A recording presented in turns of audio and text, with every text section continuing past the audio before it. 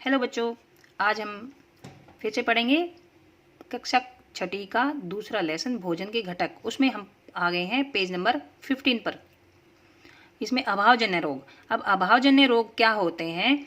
एक व्यक्ति खाने के लिए पर्याप्त भोजन पा रहा है, लेकिन कभी कभी उसके भोजन में किसी विशेष पोषक की कमी आ जाती है कि अगर पर्याप्त मात्रा में वो पोषक नहीं लेता, खाना तो खा रहा है लेकिन वो जैसे प्रोटीन नहीं खाता वो, तो उसमें प्रोटीन की कमी आ जाएगी। जैसे कार्बोहाइड्रेट नहीं खाता तो कार्बोहाइड्रेट की कमी आ जाएगी।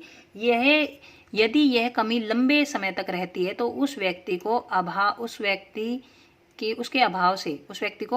उस पोषक के अभाव से वो ग्रस्त हो जाता है, और एक या अधिक पोषक तत्वों का अभाव हमारे शरीर में रोग उत्पन्न करता है। रोग या विकृतियाँ मतलब या तो हमारे पैर टेढ़े मेढ़े हो जाएंगे, या हमारे शरीर कमजोर हो जाएगा, या हम रोगी हो जाएंगे। तो ये रोग और विकृतियाँ उत्पन्न करते हैं। वे रोग जो लंबी अवधि तक पोषकों के अभाव के कारण होते हैं उन्हें अभावजन्य रोग कहते हैं। किसी भी पोषक की कमी में अगर कोई भी रोग होता है तो उसे बोलते हैं अभावजन्य रोग।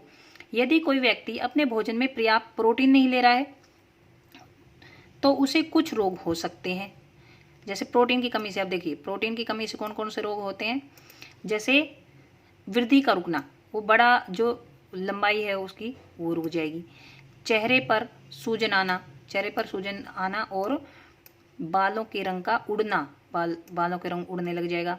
त्वचा की बीमारियां हो जाएंगी और पेचिश, उसके पेट में जलन रहेगी। तो ये बीमारियां प्रोटीन की कमी से होंगी, प्रोटीन की कमी से। ठीक है। उसके बाद यदि प्रोटीन तथा कार्बोहाइड्रेट दोनों ही लंबे समय तक नहीं मिले, यदि प्रोटीन और कार्बोहाइड्रेट दोनों की कमी से क्या होगा, लंबे समय तक नहीं मिलेंगे, तो वो ऐसा व्यक्ति बहुत दुबला पतला हो जाएगा, बिल्कुल पतला हो जाएगा।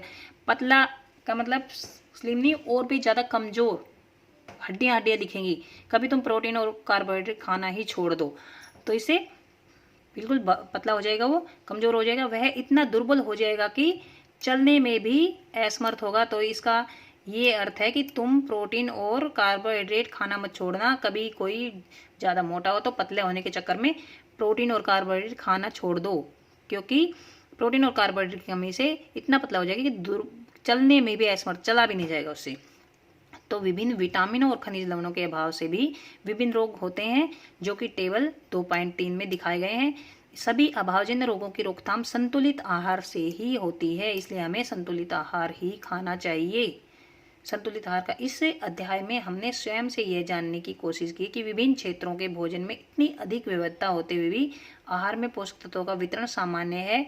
यह वितरण हमारे भोजन में आवश्यक पोषक तत्वों की उपस्थिति सुनिश्चित करता है कि हमारे जो क्षेत्रों में अलग अलग जगह पर अलग अलग तरह का भोजन, अलग अलग तरह के फसलें उगाई जाती हैं, लेकिन ये वितरित होती रहती हैं, एक स्थान से दूसरे स्थान तक नियमित वितरित होती हैं। इससे हमें सभी प्रकार की फसलें, सभी प्रकार के खाद्य पदार्थ आसानी से मिल जाते हैं और हमारे भोजन में सभी पोषक तत्वों की उपस्थिति हो सकती है। तो हमें ये पोषक तत्व निश्चित रूप से खाने चाहिए, इनकी कमी नहीं होनी चाहिए। अब देखो ये टेबल 2.3 देख लेते हैं, जिसमें विटामिन और खनिज लवणों के अभाव से कुछ रोग होते हैं। ये पेज नंबर 16 पर जो टेबल है, विटामिन और खनिज लवणों के अभाव के कारण होने वाले रोग। देखिए मान लो हमारे अंदर विटामिन ए की कमी है, विटामिन ए कमी है, तो जो रोग हो वो क्षीणता, दृष्टिहीनता, मतलब हमें दिखाई नहीं देगा, कमजोर दृष्टि होगी। इसके लक्षण हमें कैसे पता लगे कि हमें ये रोग है? कमजोर दृष्टि होगी, अंधेर रात में दिखाई नहीं देगा, कभी कभी पूरी तरह से दिखाई देना बंद हो जाता है। विटामिन B1 की कमी से बी से बेरी शुरू हो जाता है, बी से ही।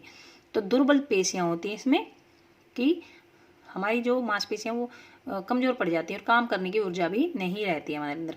विटामिन सी फॉर स्कर्वी, सी से, तो ये स्कर्वी है, मसूड़े से खून निकलना शुरू हो जाता है। घाव भरने में अधिक समय लगता है। अगर मान लो किसी को चोट लगी, खून निकलेगा तो वो खून निकलता ही रहेगा कई देर तक।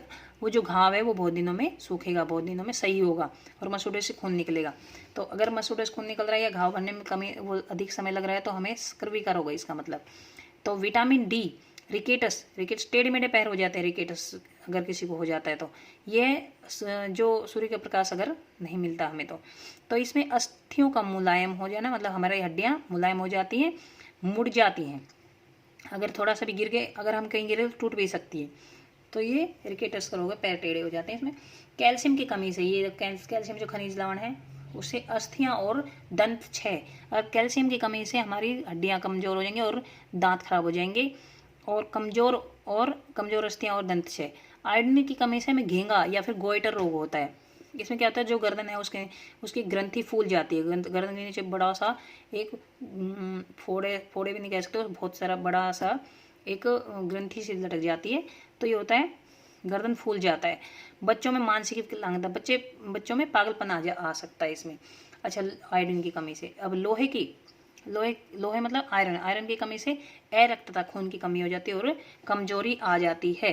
तो खून की कमी होने से तो फिर हम बच ही नहीं पाएंगे। तो इसलिए हमें नियमित रूप से हमें ये ध्यान रखना चाहिए कि हमारे भोजन में थोड़ी थोड़ी मात्रा में सभी विटामिन और सभी प्रोटीन, पोषक तत्व, मतलब सभी पोषक तत्व हमारे शरीर में, हमारे भोजन में होने चाहिए, ताकि हमारे शरीर में पोषक तत्वों की कोई कमी न हो। तो इसलिए आप संतुलित आहार खाने की कोशिश करो और स्वस्थ रहो। और इसको सारिणी को याद करना, और इस वीडियो को बार बार सुनना है, बार बार देखना है, याद करना है। नेक्स्ट वीडियो के लिए आप इसको सब्सक्राइब करिए, इसके नीचे लाल बटन है, उसको सब्सक्राइब करना न भूलें, ताकि आपको नेक्स्ट वीडियो आसानी से मिल सके। और बेल जो आइकन है उस पर भी क्लिक कर देना है। तो इसके बाद हम अगले वीडियो में हम पढ़ेंगे, क्वेश्चन आंसर करेंगे इसके।